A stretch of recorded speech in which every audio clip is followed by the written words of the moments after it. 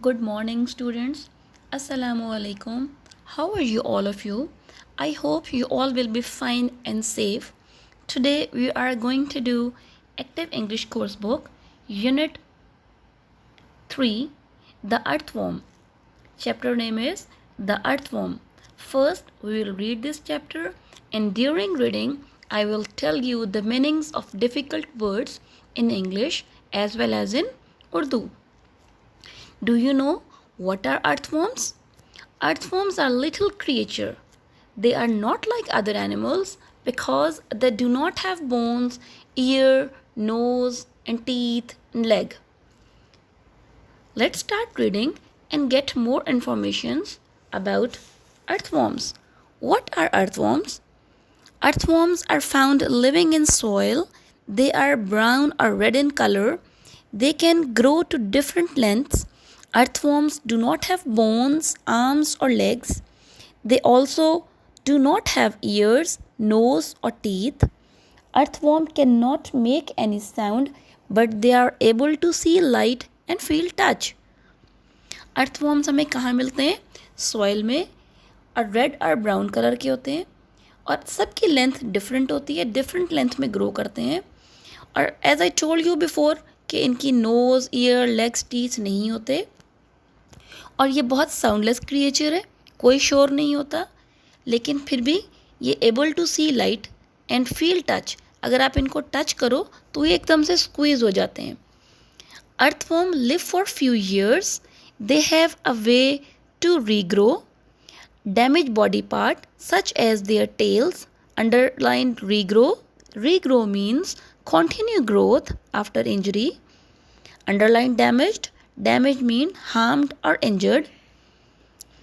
These little creatures are harmless and hurt no one. Harmless means not dangerous.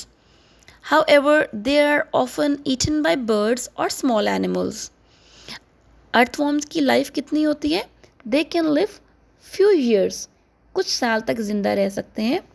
और एक और चीज़ इनके अंदर डिफरेंट है दूसरे एनिमल से कि इनके जो बॉडी पार्ट हैं अगर डैमेज हो जाएं तो वो रीग्रो करते हैं. अगर इनकी टेल कट हो जाए तो वो दोबारा से रीग्रो करती है.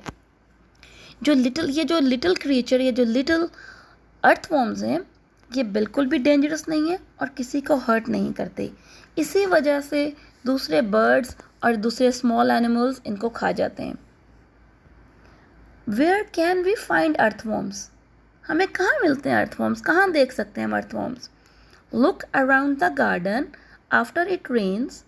Sometimes you can see tiny holes और little piles of dirt. Underline piles. Piles mean heap, थोड़ा सा ऊंचा मट्टी का या किसी भी चीज़ का ऊंचा होना.